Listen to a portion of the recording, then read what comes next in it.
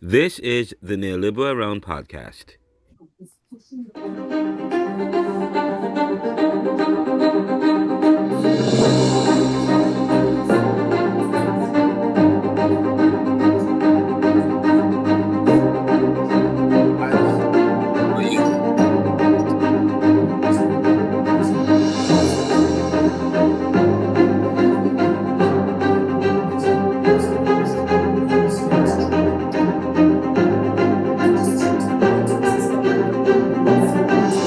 Good afternoon, Sir Mackenzie. Hi. How are you? Busy. I've been working all day since 5 o'clock, 5 a.m. Can imagine. This country only doing work. Just stay over there. You're right here. Just work. And then this class ends at 10. And then I'm going to continue working. But actually, this class does not end at 10. Oh, let me pause. I know Mackenzie would have got it as well. What? This is Say Caribbean, no. but there is a lot happening in the news cycle in the U.S. I'm Ronaldo Mackenzie, and welcome to another episode of the Neoliberal Around podcast and YouTube channel. We have several breaking news. The Texas Democrats flee state to thwart Trump power grab as the Republicans seek to redraw the lines, the voting lines, the districts in Texas as a way to clear the path to giving the Republicans more seats and in a way to extend Donald Trump 2025, bid for a third term. That is what's going to be coming up. And now, I'm sorry, guys, we had to shelve that class for a quick second to just record this brief information. There is lots coming. The labor in America is weak. The latest job report coming out has said that the labor report has indicated that the labor in the U.S. employment is down. We're not creating any jobs in this country. Donald Trump has chosen to fire the bureaucrat that is responsible for the data. That is absolutely ridiculous and absurd. We will address these issues later on tonight, because if we continue to place blame on the wrong thing, then this country will continue to decline. We have to rein in the president's stupidity. We have to rein in the president's nomadity. And we will discuss this later on. We will take a break. We're set in a way where we ask you questions that involve defining key terms. The key terms involve Afrocentric paradigm, structural adjustment policy, Caribbean diaspora, and Eurocentrism. How do you guys define Afrocentric paradigm? In a nutshell, it's looking through. Sorry, hold on. There's noise. It's shifting the lens of how we view, not looking through the European lens, but looking through an African lens. In a nutshell. Okay. Sorry. Very good. Let me make sure I see who is that, because sometimes this is Claudine. Or maybe because I pinned my thing. Okay, very good. I like that, Claudine. Very good. Anybody else?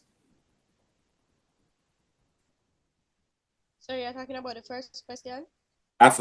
We're defining key terms, and the question you got was to define some key terms. One was Afrocentric paradigm. Did you define a key term? We want to take a crack at one of the other key terms?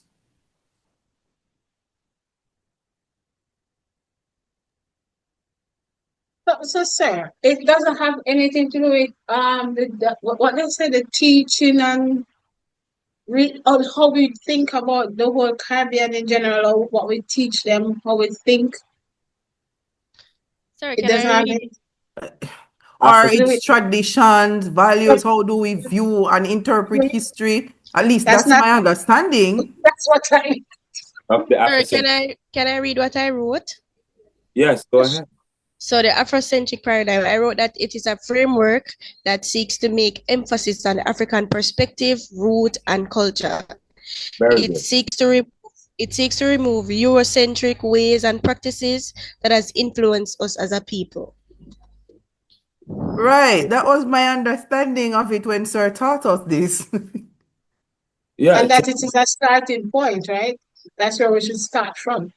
Well, no, Yeah. Afrocentric paradigm is not necessarily a starting point, but I guess for Caribbean people and the ways in which how colonization has bastardized and affect our identity, our spirituality, and our practices, and divorced us or estranged us from ourselves. The Afrocentric paradigm really helps to refocus, and it provides a pattern. It provides a modus operandi, a rubric, so to speak, that focuses, okay,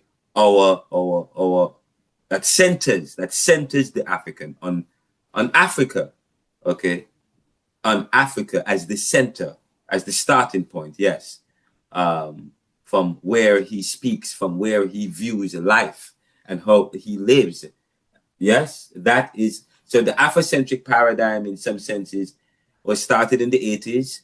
And yes, and it was a paradigm that has helped to preserve the teaching of Africology in academic institutions, because institutions that were teaching African American history had come under attack from historical departments and other departments that were saying, why do we need a department like this, African American history, AP history, because this history is what we teach in our general history. But the general history that they teach came from where? From a Eurocentric perspective. But the disciplinarians, the academics, could not defend against these attacks, and many departments had to close. So they developed a paradigm, a pattern, a discipline. Yes, an epistemological and an axiological way of approaching African history, so that they cannot come under attack from other disciplines and academics who are trying to make African history obsolete, or African American departments. You know, we have Africology.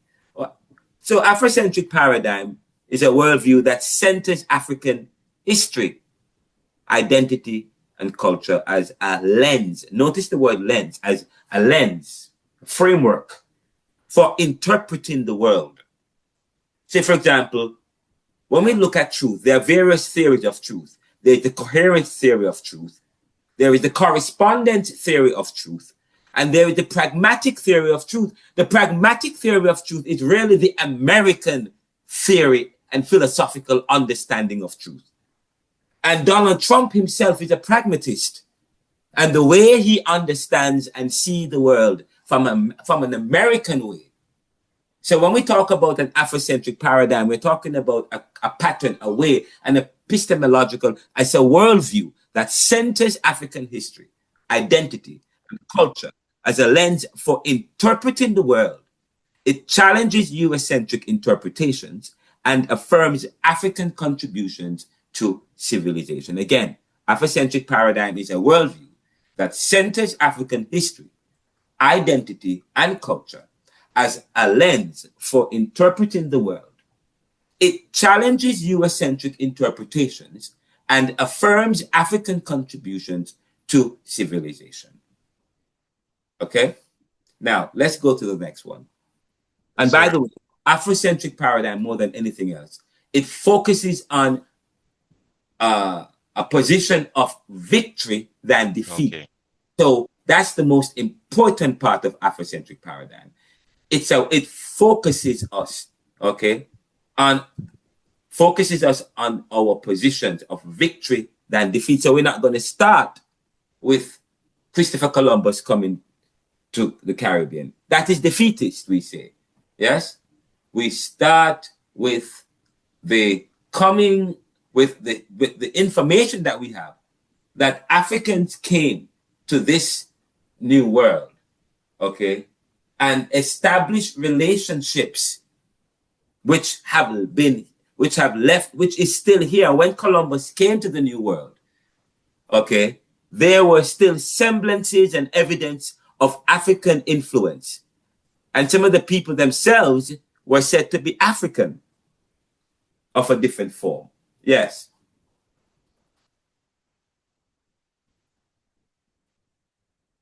Let's go to structural adjustment policy. Now, what is structural adjustment policy? How do you define structural adjustment policy? Sir, I chose somebody talk? Go ahead. So I chose that one because I remembered Life and Death. It was in Life and Death. So these are policies. It's a policy implemented by international organizations such as International Monetary Funds or World Bank or any other lending agency to provide capital or monies for our countries experiencing economic crisis, while requiring that same country to create some form of economic reform. These reforms don't necessarily help the country. They cause devaluation of currency most of the time, and it has a lot of privatization of business. So Okay. that's what I got from that. All right. Okay. Not too bad. I'll accept it. I'll accept it. Anybody else? Anybody else? So I wrote a long length. So it has to do with economic Give me the reforms. summary. Give me the summary. I'm going to share with you my answer. And please remember, one of the key figures in structural adjustment. One of the key figures in structural adjustment is what's his name again?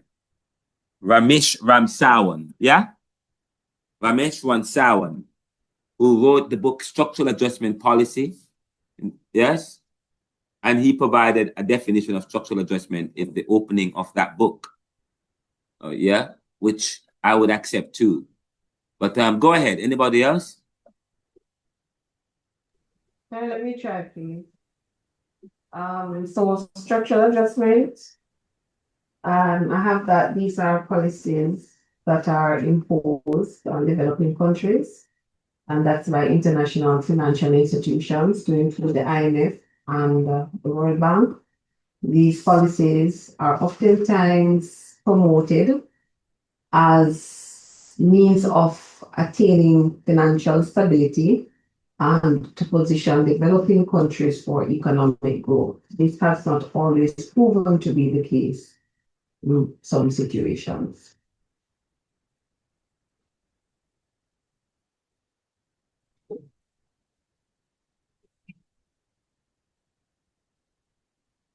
Could you say it again? I couldn't hear you.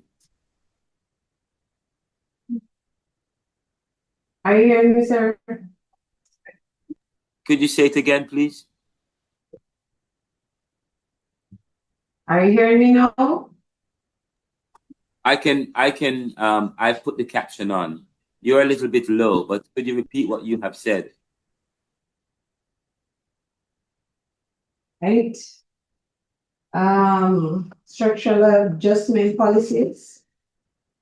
These are policies that are imposed on developing countries by international financial institutions to include the IMF and the World Bank. These policies are oftentimes set out to promote economic stability and to position the countries for economic growth. This has not always been the case in said situations. Very good. Very good. You have captured that very well. Yes. And one more comment from someone else, and then I will provide my definition. I usually just share what Ramesh Ramsawan says, the idea of structural adjustment being conspiratorial because it meant the transfer of decision making. Yes, the transfer of decision making from the local, yeah, to the Sir, local. may I try? Go ahead. All right, structural adjustment policies are a set of rules a country must follow in order to get a loan from a big international organization. If a person needs a loan, they must go to the bank and ask, but they must provide some sort of receipt or a criteria to meet the stipulations for that loan. Okay, I mean that structural adjustment is not necessarily on the personal level. Not on a personal level, but I tried to make it in such a way that it would be easier to understand for a common person. No. We are in academia. You're right. The audience is your professor and the students here. Okay, so you can write in my language. I will understand. Okay. Okay, sir. But structural adjustment involves the restructuring of or the reshaping of economies, and societies have economies, and yes, there are certain rules. Part of structural adjustment involves the idea of globalization, because it's supposed to help to facilitate globalization, which was speeding up in the 70s and exploded in the 80s and 90s. But it's speeding up globalization. But globalization was not fair to everyone, because the rules, the conditions that were supposed to facilitate this global trade, the crossing of borders, the globalization that was supposed to have, it wasn't fair. Okay, because what it really meant was that countries had to plug into, well, it wasn't fair, and part of that involves the restructuring, and part of the restructuring involves economic rules, economic policies that countries had to follow, which was facilitated by debt, which include and the IMF and the World Bank and so on and so forth, were part of the mechanisms that were created to facilitate this. But now let me give you the definition that would make sense.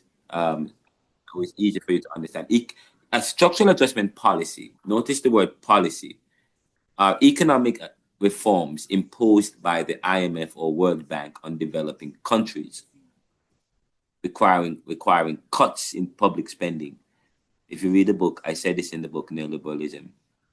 Structural adjustment policies are economic reforms imposed by the IMF or World Bank on developing countries or countries of the global south, requiring cuts in public spending, privatization, and trade liberalization, often leading to hardship in countries like Jamaica. Again, structural adjustment policies are economic reforms imposed by the IMF or World Bank on developing countries, requiring cuts in public spending, privatization, and trade liberalization, often leading to hardship in countries like Jamaica. Third definition was Caribbean diaspora. Anybody want to share something on the... Sir, you don't pay attention to the reaction button? Oh, wait a... Go ahead. I was raising my hand, but that's basically your definition was basically what I had, so that's fine.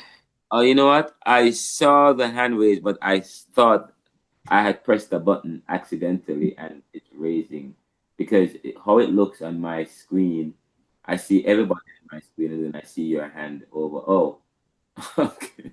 No, it's changed. It was looking weird. Sorry, I did see you, but I was coming to, you wanted to, what did you have? The same thing? Basically, so that's it. Did you buy a copy of the book, of the textbook for the class? I did. You did? Yeah. That is why you have your answer was right on point.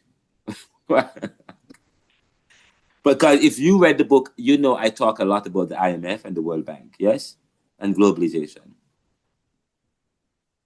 Chantel, are you there? There's a student that's supposed to get a copy of the book, Shannon or something like that. Okay. What do you guys have for that Caribbean? Yes, sir. Shannon Collins, right? But what do you guys have? Number 3? Yes. The community of people of Caribbean origin living outside of the Caribbean region This includes descendants of Caribbean migrants who maintain social, cultural, and economic ties to their homeland and contribute to societies worldwide. What the? How you got that answer? They said, sir? That answer is weird. It's weird because is it wrong? No, it is absolutely correct. It's right. I wrote an op-ed, and did you read my op-ed on the Caribbean diaspora and cosmopolitan community? What you wrote was like word for word what I wrote on Caribbean diaspora. That's interesting, but that's correct. Usually when I ask what Caribbean diaspora is in these class, they always get it wrong. This is one of the first class that got it right on the first try. Very good. Who was that who was speaking just now? Nashage, sir. Nashage. Very good. Yes. Outside of so I would be considered part of the Caribbean diaspora, right? Your professor. Yes? Anybody else living outside? Anybody in this class that's not in the Caribbean, but that's part of the diaspora?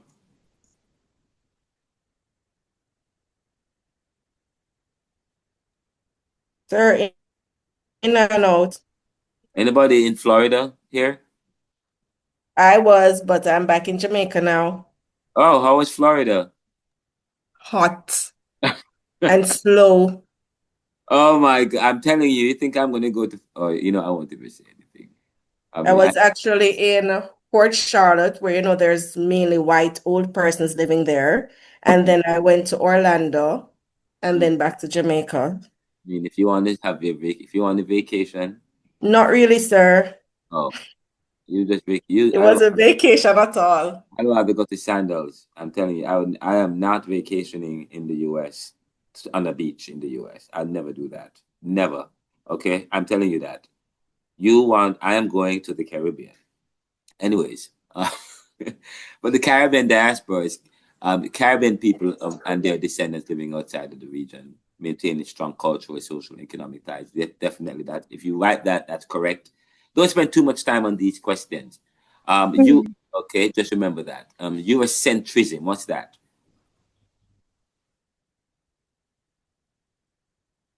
May I go, sir? Eurocentrism is a worldview that places Europe and its values, its history and culture at the center of human development.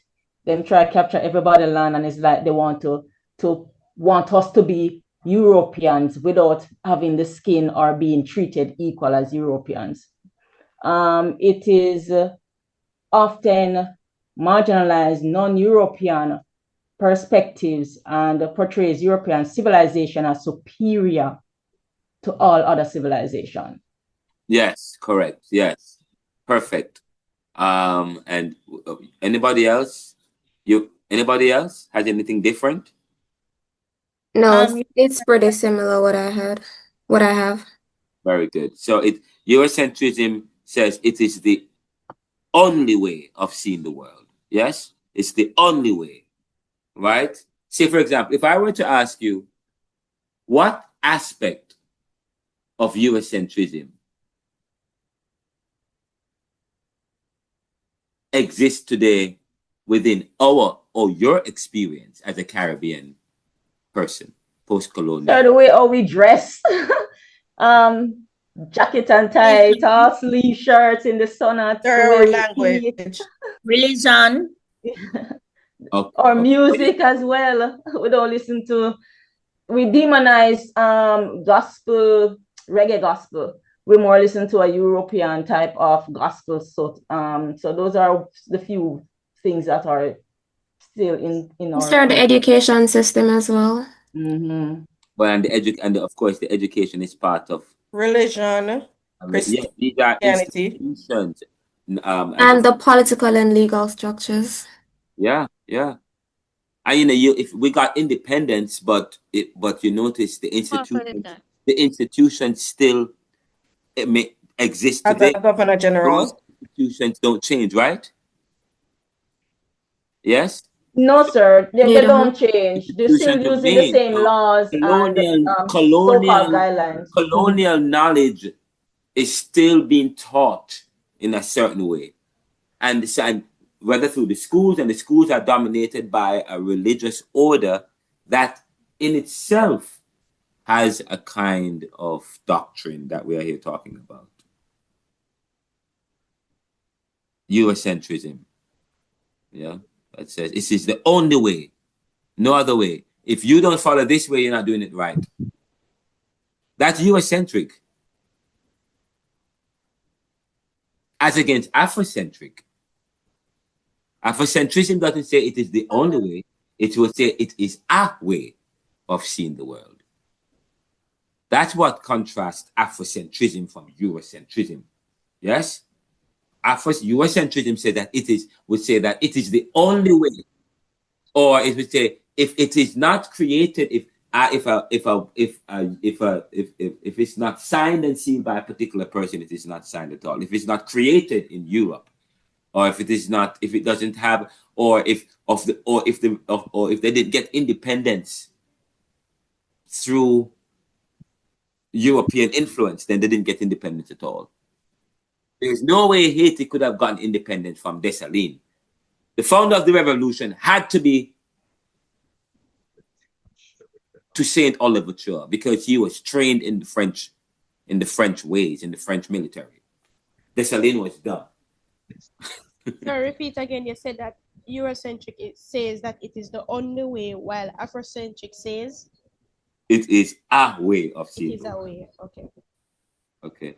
It doesn't privilege itself over all. Yes.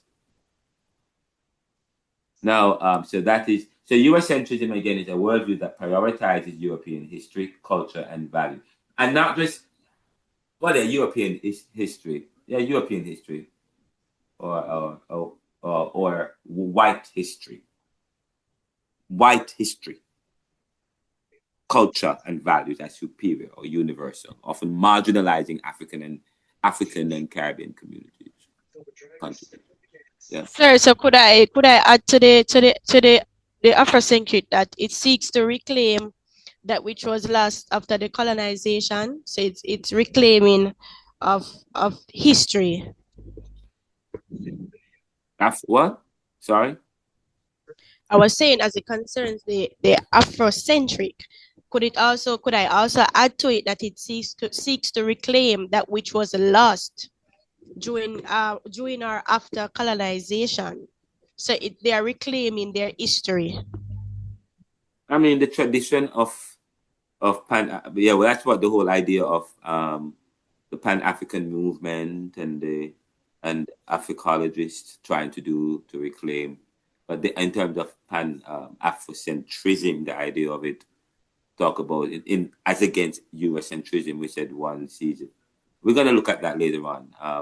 It's the Afrocentric paradigm, and the Afrocentrism is within a particular tradition that tries to reclaim Africa. Yes, to reclaim and to restore Africa, African values, and so on. Of course, that's the tradition of Africa. Okay. Yes.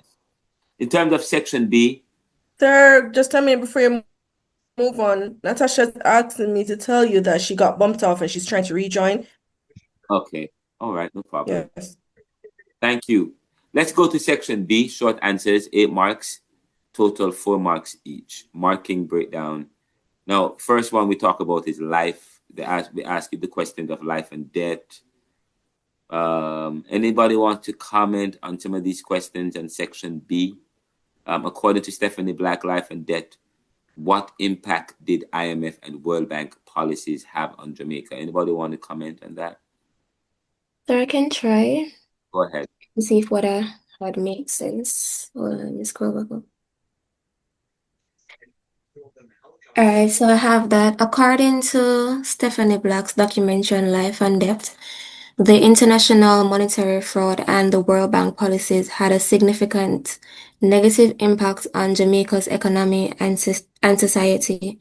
The film highlights all structural adjustment programs which were required in exchange for loans, and it forced Jamaica to devalue its currency, reduce tariffs, and to cut public spending.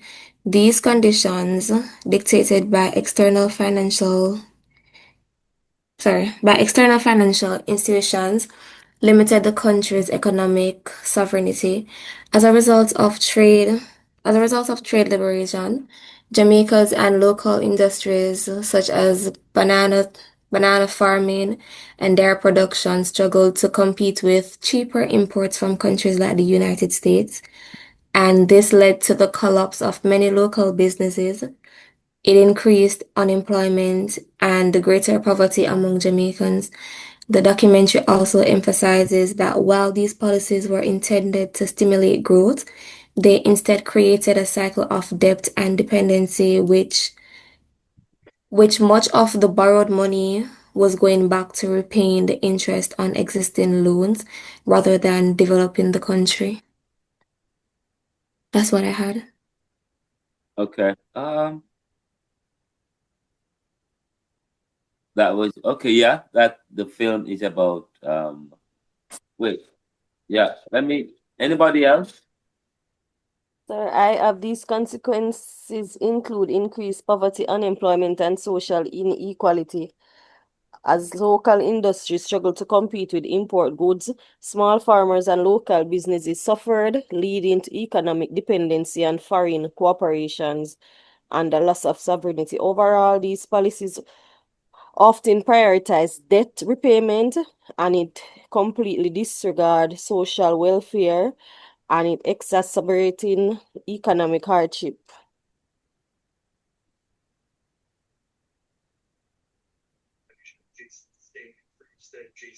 Sir, wrong? Why? No, sorry. That you are absolutely correct. Leading to economic. I love the fact that you said that the idea of sovereignty. But remember, we're talking about the film Life and Death, and based on your visual recollection of what was portrayed in the film about how the IMF and the World Bank have affected countries like Jamaica or Antigua and Barbuda. And of course, one of the things that you saw in the film is that it has relegated countries like Jamaica to servitude. Yes, because that's basically what has happened. They have cheapened these countries, devalued their economies so that they can focus on servitude, the the tourist industry. Yes. Yes, sir. And when you look at the film, the policies of the IMF have created dependencies in these countries so that they are not enjoying the benefits of the paradise. Other people are traveling elsewhere, coming to the Caribbean, enjoying the hotels and so on. And then the movie switches to the other part, and then you see Jamaicans in the sweatshop conditions at the free zone, and they're fighting and so on. So that's the economic hardship, while at the same time, it has also cheapened or devalued their labor or limited their labor to tourist and hospitality, where they care for the high wage people who come from the global north. Yes, so that's why it says it doesn't pay much attention to social welfare. It kind of cripples the country's independence. Yes, it cripples the country's independence. You're right. And when you cripple a country's independence, what does that mean? It means that you are dependent, and if you become... Oh my God, I was muted. What you said it means, sir? Let me tell you, my understand when you cripple it is like you have more control over them. Yeah. It's like the other day, I overheard a conversation at work that I think the US was saying that Jamaica must send home the Cuban doctors or something like that. Yeah, they've been trying to do that a long time. And as with the even with the when the US felt like they were very powerful and they wanted to control Canada and stuff like that. But Canada was able to kind of stand on their foot a little bit. So because they are not so dependent on the US. Yeah. But I think if some countries really come against Jamaica, like say, have to do this, we don't really have no strong back to defend nothing really. But and that's very good. But and let me just show Life and Death again. It shows it's a film that looks at how the IMF and the World Bank policies, such as the devaluation and trade liberalization, had undermined Jamaica's economy. And of course, the film highlights the impact on small farmers, local businesses, but not just small farmers and local businesses, but it looks at how the society illustrates how globalization has hurt developing countries in their agricultural sector and financial sector, and thwarted their development, deliberately thwarted their development by redirecting funds elsewhere and labor elsewhere. The second thing is Ivan Shettima. He wrote the book They Came Before Us, and Ivan Van Shettima argues that Africans reached the Americas before Columbus. Of course, he uses linguistic, cultural, and archaeological evidence to challenge the dominant Eurocentric narrative and reclaims African historical agency. I am doing some research, which part of my studies in Africology will continue. I was supposed to show you guys some artifacts that predates the Europeans coming here, that shows how African sailors came here and left many of their things and so on, their stuff, we call it. I wanted to show you some of those artifacts. If we still keep Caribbean Thought WhatsApp group, I'll send it to you. Send you some of these images and the pictures that we've taken and uncovered. But he uses linguistics, cultural, and archaeological evidence to challenge the dominant Eurocentric narrative, showing the presence of Africa. The third thing is Afrocentrism versus Eurocentrism. I'm not going to go over that because we already delved into that. But of course, Afrocentrism centers African values and experience, promoting self-definition for Black people, so on and so forth. We won't say that. In terms of Section C, you were supposed to who's C.L.R. James? Anybody can tell me who C.L.R. James is? A little bit about him, quickly. What book did he write? Make sure you highlight that. If you highlight the book he wrote and where he's from, then you would have answered most of the question and what his major contribution is. That his major contribution. Anybody want to quickly put a bite into that?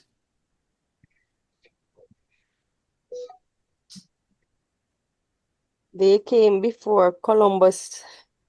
No, C.L.R. James, because we only have 3 minutes left in the class. I'm not going beyond 10. C.L.R. James wrote The Black Jacobins, yes? And he analyzes the Haitian Revolution from a Eurocentric, Marxist, and Pan-Africanist perspective. He emphasizes the significance of Black agency and revolution. By the way, C.L.R. James is from Trinidad, okay? And Walter Rodney, he wrote How Europe Underdeveloped Africa. 1972. Very good, and he was assassinated by the Burnham government. But yes, go ahead. I was saying he was assassinated 1980. Yes. By the Burnham government. Okay, who's that? That's my guy right there. Who's talking? Yes. Jerome. Very good. And he was expelled from Jamaica in 1968 by the USHERA government.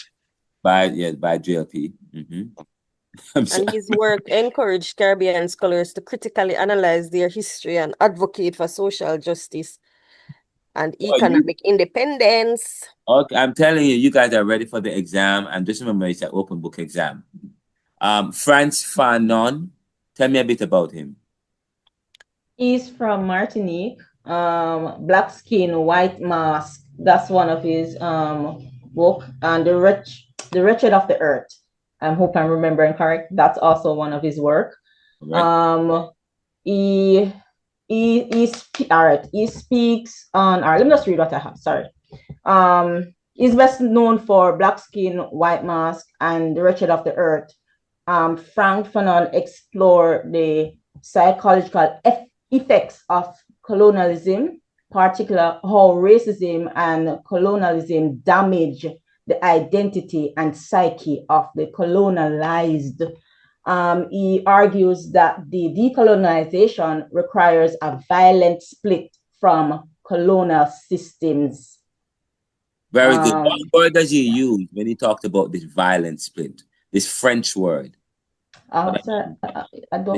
This word inside. Some of you studied psychology or did intro to psychology. We talk about when tabula rasa. Babies are born tabula rasa. He uses that word tabula rasa. That's what is required. Yes, he was a psychiatrist.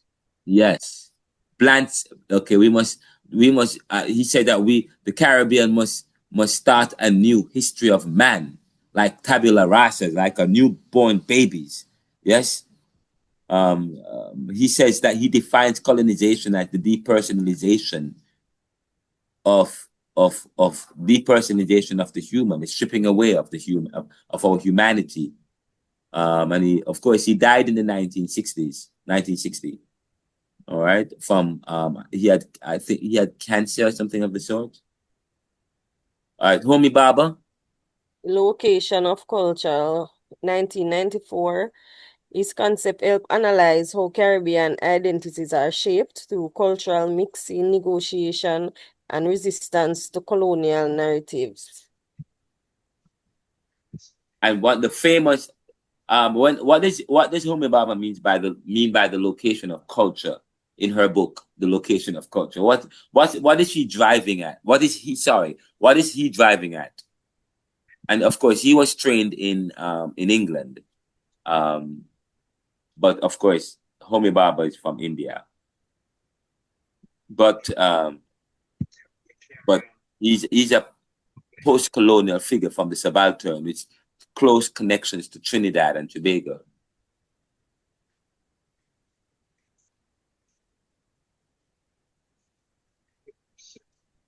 Sir, what was the question?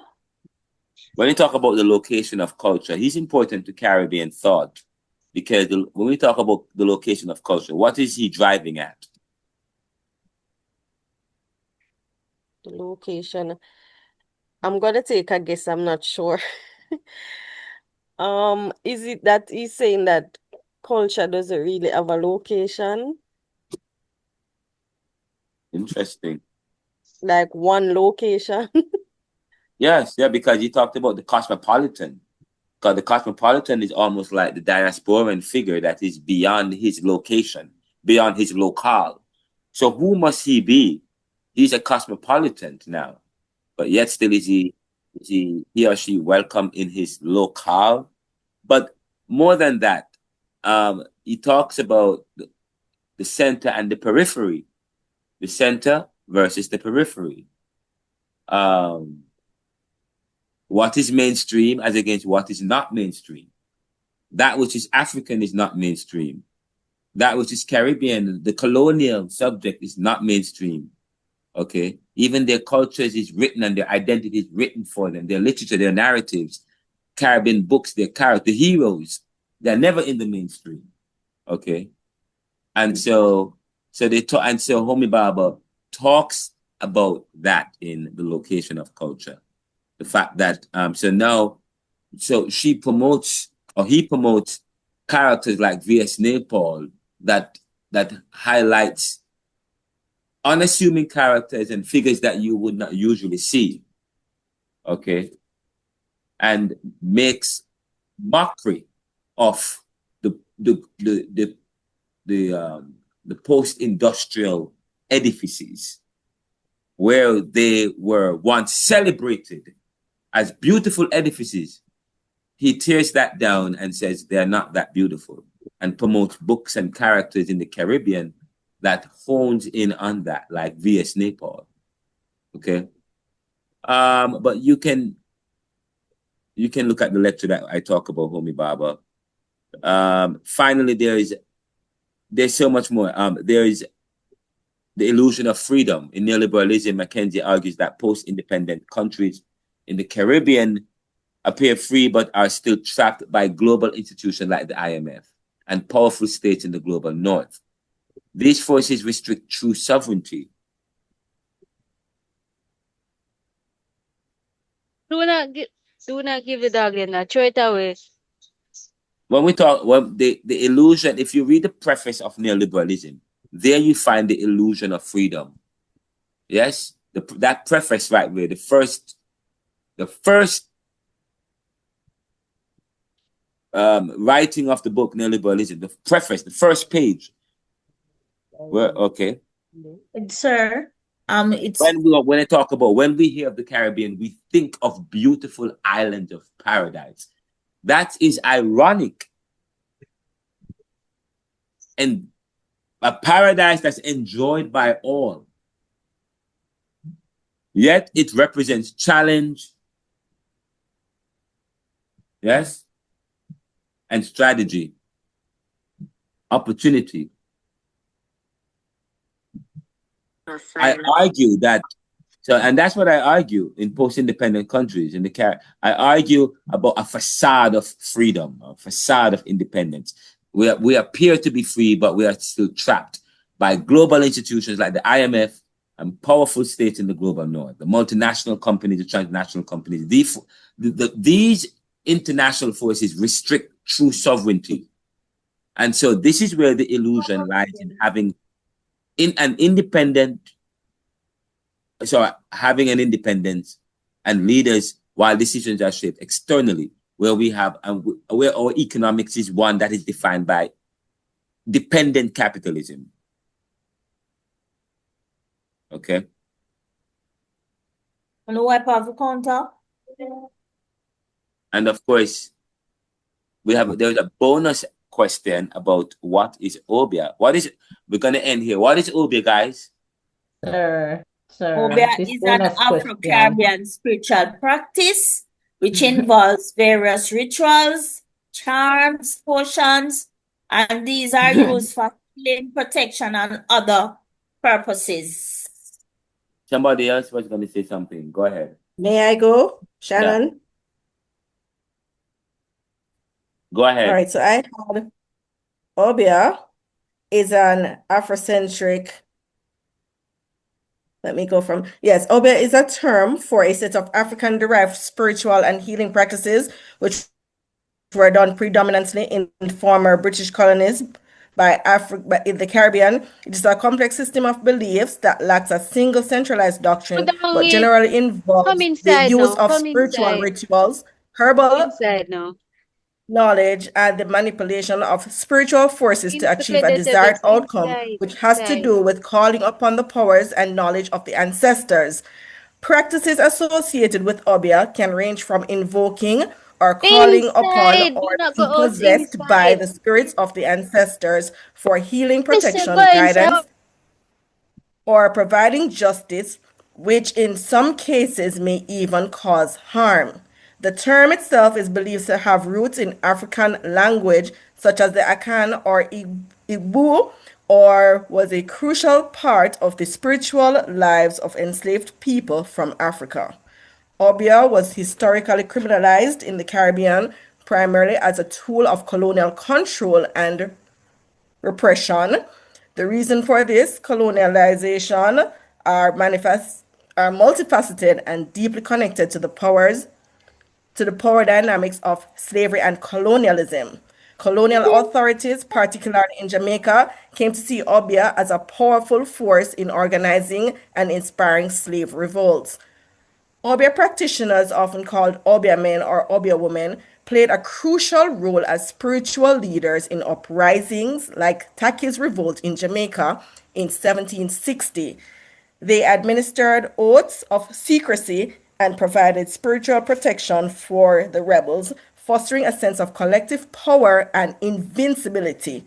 The criminalization of Obeah was a direct response to this reprised threat aimed at dismantling a source of leadership and solidarity among the enslaved. I'll end there for now. Very good. I was very impressed with your presentation. Thank you so much for that. Very, very good. I love it. I hope it's going to be an open book exam. So, I mean, if you see this exam again, this question, you should be ready for it. Very good. A small addition, sir. Go ahead. You can add founded by Dottie Boukman. Oh yes, yes. Oh my God. And by the way, I think the reason why you have that information founded by Dottie Boukman. You're in Jamaica, right? In Jamaica.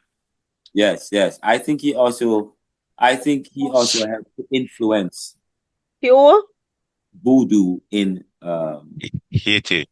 He was the voodoo priest. He was the first voodoo, the first voodoo priest in Haiti.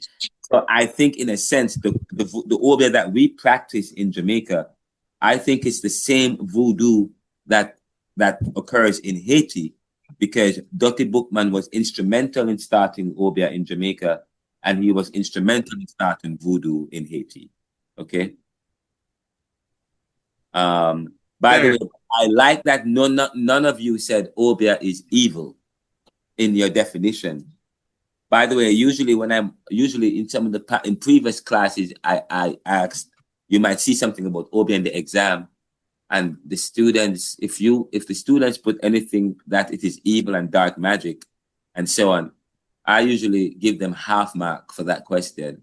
So I'm telling you now that if you define Obeah, if you see Obeah, what is Obeah in the exam, or whatever, something that have to do with Obeah, and you start by saying it is evil and dark arts and negative, that is being Eurocentric and ethnocentric, and that I will take 5 points from you. Okay, go ahead. Anybody? Sir, what if you say that based on culture, it was introduced to you based on experience of other persons, and that is why it is being banned in the Caribbean? No, that's not why it's banned in the Caribbean. That is absolutely incorrect. Did you hear what Shannon read earlier? Sir, can I try? Because I didn't hear what Shannon read. Shannon, you should share your, I don't know if you want, no, don't, I mean, next thing you know, everybody have your exam in your exam. But I mean, this. Sir, you don't want to hear my answer? Could I go? Because I've been trying to go. Right, no, we're going to wrap up class now, guys. Gonna wrap up, sir? Okay, let me hear your answer and then we wrap up. Go ahead. No, sir. I asked before, but it's okay. All right, Mama, go on. Come here, chat from night. All right. So Obeah is a spiritual and healing tradition with roots in West African religious practices, often involving herbal medicine, ancestral communication, and rituals. It was historically criminalized in the Caribbean, particularly in Jamaica, as colonial authorities viewed it as a threat to their control over enslaved populations. The 1760 Jamaica law, titled An Act to Remedy the Evils Arising from Irregular Assemblies of Slaves, was introduced following Tacky's Rebellion, where enslaved Africans reportedly used Obeah for protection and guidance. This is according to Obeah histories. The law portrayed Obeah as dangerous witchcraft and linked it to rebellion and disorder, leading to harsh penalties for its practice. This criminalization continued well after emancipation, reflecting ongoing efforts to suppress African-derived spiritual systems and maintain colonial social hierarchies. What I did, sir, I looked at the amount of percentage you said it would have been weighed, and that's how much I decided to write based on how much you said you would have graded it. Very good. And I was supposed to give you guys provide a presentation about my research that I've done. The research is finished, but I wanted to spend more time on you guys, preparing you guys for your exam. what I have to present is not important. I mean, it's important. It's important to this class, it's important for you and Jamaica as a whole, but the research I'm doing is really trying to help to facilitate open discussions that are informed about our spirituality and our practices and this law that we have that we still have on the books. It must so and that is one of the reasons why I started to do this research. And part of the research is facilitated by me, by this class, teaching Caribbean thought over the years, working with the students. In fact, Howard Bowley's group was the first group that actually started the initial conversation around looking at the changing attitudes towards Afro-Caribbean beliefs. And we are putting together a final report that looks at what has been the response so far, whether or not attitudes are changing. And attitudes are changing, but not necessarily. While attitudes are changing, we still see an indifference. We still see an anomaly, which we notice, which I don't want to share it because I don't want to spoil this study. So I won't share it right now. And I want an opportunity for my research principals and other people to be involved in the study, to get some peer review done, and to have my academic committee to review it and to do a submission at Georgetown, at Temple, and so on, and get some more eyes on it before I share it to the world. So I decided to hold back on that a bit, but very good conversation so far. I know the discussions are gut-wrenching, or the discussions are powerful because you have to ask yourself some questions. Because, earlier I played, while you guys were doing the exam, I played a recording where I asked a question, are we to backslide and not, or to marry, and so on. I asked some questions, and I said to you, in the 1960s and 70s, certain people who took on African names, that was part of their baptism. Once they become fully engaged and aware of history, in a sense, they took off Eurocentric or European names and took on African names, to reestablish their identity that have been estranged from them. So when you hear people named Ashanti, they weren't born Ashanti. They probably were born Jerome Hall, but they removed that name once in the 60s and 70s, when they start embracing African identity. What does that mean for Caribbean people? It's not for me to decide, it's for you to decide individually. But it should help to make for a stronger Caribbean, okay? People may say, oh, Ronaldo is brainwashing the students. No. Not once have I said, you guys must abandon your faith. No. What I have done was, we are academics. I've oftentimes said that. And part of this class involves philosophical engagements. And we're not supposed to shirk the information. I'm supposed to provide the information to you. Yes. And it has been sharp. It has been deliberate. It has been intentional. But I believe that we have a responsibility to do so. And I hope you enjoy the class. I hope you, when you leave here, you continue to push the conversation in the communities. Okay. And it's not a brainwashing, but it's being responsible to truth and responsible to history. Okay. So thank you guys for making it this class big.